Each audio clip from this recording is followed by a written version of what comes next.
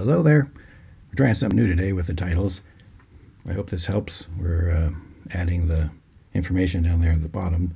Hopefully it'll make it a little bit easier for people to spot and know which one they want to watch when you're looking at the list of ones that are available.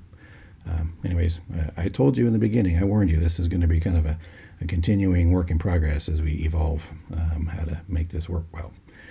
So, here we go. Are you ready? So today we're going to talk about 1 Nephi chapter 5. Let me hop over there to that. And let me get my face out of the way.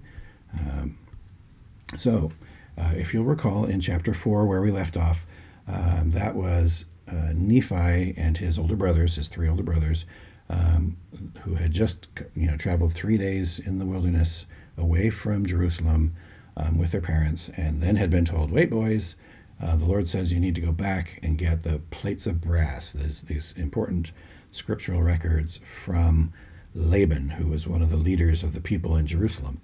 And that was a hard thing, and they nearly got killed several times just by Laban and his people. Laban was a wicked man.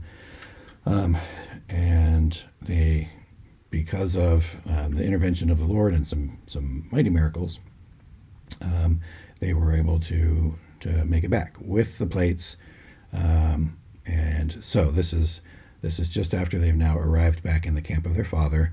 All four of them, in fact, with Zoram, they picked up an extra, and now they're back with their parents. So, you ready? So here we go. And it came to pass that after we had come down into the wilderness unto our father, behold, he was filled with joy, and also my mother Sariah was exceedingly glad, for she truly had mourned because of us. Can you imagine? You're a mother of 4 boys, and you send them 3 days into the wilderness, which is sketchy already for a bunch of reasons, but also then you're sending them to try to get something that you know. She's a smart lady. She knows this is a treasure, and Laban's not going to want to part with this, and she probably knows about Laban's nature. We don't know if she knows, if they know Laban personally, but I'm certain that the fact that they knew that Laban had those plates at all, they must know enough about Laban that they've probably picked up on the fact that he's a wicked man, and that it's not going to be, it's a risky matter to send her boys, or young boys, off to go get those. So she's been worrying, right? As you can imagine. In fact, it says, for she truly had mourned because of us. Like, she was to the point of mourning. This is beyond worry. And why is that? Well, let's read. For she had supposed that we had perished in the wilderness, and she had also complained against my father, telling him that he was a visionary man, saying, behold, thou hast led us forth from the land of our inheritance, and my sons are no more, and we perish in the wilderness. Imagine a mother's grief, right? We don't know how many days. Well, I mean, we can imagine it took them probably 3 days to go each direction, and they were probably in Jerusalem maybe another 3 days, maybe. And I'm certain that for Sariah, their mother, she probably counted every hour as an eternity, right? These are her boys, and she's so worried about them. And so this was a very serious trial for her. And, we need to be careful not to be too judgmental of her, because it's saying that she had complained against her father, and, and all this, against, not her father, complained against Lehi. So her faith was shaking here, right? Because she was brought down by grief. In her mind, she wasn't just worried that they might not be okay. She had supposed, she had concluded that they had perished. So to her, it was done. Her sons were lost. And imagine the trial, right? Behold, thou hast led us forth into the land of our inheritance, from the land of our inheritance, and my sons are no more, and we perish in the wilderness. So she is struggling, as I think we all do at times in our lives, right? And after this manner of language had my mother complained against my father. And it came to pass that my father spake unto her, saying, I know that I am a visionary man. For if I had not seen the things of God in a vision, I should not have known the goodness of God, but had tarried at Jerusalem and had perished with my brethren. So it's interesting here to compare and to understand the impact of the Lord's manifestations, of the power of his Spirit, right? So Lehi's experiences with the Lord had included, some mighty manifestations. But if you think in terms of what is so common for us in these days to say, show me a sign, I want to see actual proof of all this, religiosity stuff. I want to see God's finger. I want to see whatever. And it's this physical proof that I need. If you think about that, Lehi had not as yet had anything like that, right? There was no physical proof, but he had these spiritual experiences, right? And the spiritual experiences were sufficient that they motivated him to move his family like that and to take these great risks. When the Lord comes to him in a dream and says, send your 4 sons into danger to go and get some writings, he didn't question it. And even when his sons pushed back against them, 2 of them, he pushed back and said, no, the Lord needs this to be done. So it's interesting to see the depth of conversion that happens through your spiritual senses, right? As compared with your mind and your observation of physical things, which you might consider to be more concrete. And I think this will make more sense as we move along. So it's interesting now to watch the reactions. Okay, so Lehi just acknowledges that he is a visionary man, but in his case, those visions were sufficient to fully convert him, so that he had no questions. He had confidence when he sends his 4 sons into danger that they will complete their mission and they'll return. He says, but behold, I have obtained a land of promise, in the which things I do rejoice. Yea, and I know that the Lord will deliver my sons out of the hands of Laban, and bring them down again unto us in the wilderness. And after this manner of language did my father Lehi comfort my mother Sariah concerning us, while we journeyed in the wilderness up to the land of Jerusalem to obtain the record of the Jews. So, listen to the way Lehi speaks. He knows, he has confidence, he has no concerns over his sons, because he knows that they're in the Lord's hands, and the Lord can do everything. It is interesting that it says that Lehi comforted his mother. It doesn't say that she was comforted. It said that and I think it's describing what he was attempting to do. I suspect he had limited success there. So, as we continue, and when we had returned to the tent of my father, behold, their joy was full, and my mother was comforted. So it is interesting to note there. When was Sarai comforted? She was comforted when they returned, when she saw the whites of their eyes and counted all their fingers and toes and discovered that they were healthy and well. That's when she was comforted. Again, this, we can't criticize Sarai too much about this. The heart of a mother runs deeper than those of us who are not will understand, and we're grateful that she was able to have the faith that she did have. Okay, and she, Sariah, spake, saying, now I know of a surety that the Lord hath commanded my husband to flee into the wilderness.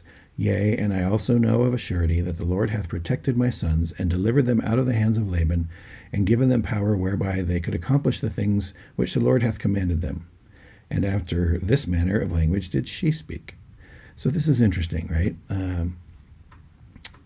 Is this, she's saying, now because I've seen my sons come back, because I see that they did what I thought was impossible, now I know. So, we ask ourselves, all right, does she know in the same way that Lehi knew? Because Lehi said those same words just a little bit ago, right? Lehi said, I know that the Lord had done blah, blah, blah, whatever. And now she's saying, but Lehi knows because of the visions that he had seen and the manifestations and the communication he's had with with this, through the Spirit and all that. Um, and Sariah is saying, because I have seen with my eyes the completion of the task which I thought was impossible. Now I know. So it'll be interesting to watch as we go in the chapters, beyond this, as they continue their journey. We'll get to check in again on the family during some stressful times, and I think we may discover that they're still on the journey. They're not perfect yet, just like I am incredibly not perfect yet, and none of us are, right? So to know a thing because the Spirit has anchored it in our souls and has borne witness to our souls, that is one kind of knowing, which I think I know is much deeper and more converting, results in a much more lasting conversion than the type of knowledge that we claim to have when we see a thing with our eyes. Keep in mind, while the boys were away, remember, an angel came to them while Laman and Lemuel were beating Nephi and Sam with a rod. You remember that part? And so an angel came and stopped them. So you'd think, oh, well, holy cow, they've seen an angel, right? They must have no doubts. They're converted for eternity. They're good to go. And are they? Like within minutes of the angel leaving, Laman and Lemuel were already griping again. So anyways, knowing and knowing. Let's continue. And it came to pass that they did rejoice exceedingly, and did offer sacrifice and burnt offerings unto the Lord, and they gave thanks unto the God of Israel. So, as I've mentioned before, I'm not a scholar, and I'm definitely not an expert in the law of Moses, but I assume that's their procedure under the law of Moses for offering thanks, and certainly they were thankful. And after they had given thanks unto the God of Israel, my father Lehi took the records which were engraven upon the plates of brass, and he did search them from the beginning. Yeah. And he beheld that they did contain the 5 books of Moses, which gave an account of the creation of the world, and also of Adam and Eve, who were our first parents. And also a record of the Jews from the beginning, even down to the commencement of the reign of King Zedekiah, king of Judah. And also the prophecies of the holy prophets from the beginning even down to the commencement of the reign of Zedekiah, and also many prophecies which have been spoken by the mouth of Jeremiah. So that's as far as they go. The Old Testament as we have it today has a little bit more. This is around the year 600 BC, and so we have a little bit more after this, but for the most part we assume that the records that he received there, that he's referring to, is essentially equivalent to our Old Testament today. Although it becomes clear later on that there's more in there than just what we have in the Old Testament today. As thick of a book as that, kind of feels like when you're trying to read it. Nevertheless, it appears that some of the writings that were available, and part of that collection that Lehi obtained, did not make it into the collection that we have today. So, because we get snippets of it, but I look forward to the day when, through whatever means we can obtain the complete, records that we seem to be missing. But that is not yet. So anyways, let's continue. And it came to pass that my father Lehi also found upon the plates of brass a genealogy of his fathers, wherefore he knew that he was a descendant of Joseph. Yea, even that Joseph who was the son of Jacob, who was sold into Egypt, and who was preserved by the hand of the Lord, that he might preserve his father Jacob and all his household from perishing with famine. And they were also led out of captivity and out of the land of Egypt, by that same God who had preserved them.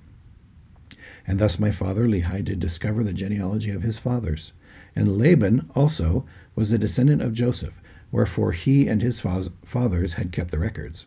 So I had commented in an earlier segment that these plates of brass, some scholars today believe that those were a very important copy of the record of the prophets. And I think it's this statement here that Laban, poor, headless, wicked Laban, was a descendant of Joseph sold into Egypt, wherefore he, Laban, and his fathers had kept the records. And so I think Laban was probably, a direct descendant of, those kind of the firstborn, or however that was passed. So that might have been the primary record that had been kept. I don't know. Anyways, it's an interesting thing to think about. And now when my father saw all these things, he was filled with the Spirit and began to prophesy concerning his seed. And if you haven't figured this one out, when they say seed in the Book of Mormon, they mean, your posterity, your descendants. That these plates of brass should go forth unto all nations, kindreds, tongues, and people who were of his seed. Wherefore, he said that these plates of brass should never perish, neither should they be dimmed any more by time. And he prophesied many things concerning his seed. And it came to pass that thus far I and my father had kept the commandments wherewith the Lord had commanded us. And we had obtained the records which the Lord had commanded us, and searched them, and found that they were desirable, yea, even of great worth unto us, insomuch that we could preserve the commandments of the Lord unto our children. Wherefore it was wisdom in the Lord that we should carry them with us, as we journeyed in the wilderness towards the land of promise. So isn't that interesting that when they were done doing the difficult thing that the Lord had asked them to do, and kind of only when they were done with it, could they now look and see the wisdom of what had been requested, right? The Lord said, hey, I need you to go back and get the plates. And they didn't know why. They didn't really know why. All they knew is the Lord commanded it. And so they did it. But now it's all over. Not over, but now they've done that bit. And they look at the plates and they realize, oh my goodness, I'm so glad that we did this, because look at all the great things. I think they're still just scratching the surface of the true blessings that they'll receive as a result of these plates, and that we receive today. We continue to benefit from these, and from the way in which they help reinforce the Bible and help us to love the Bible, even more.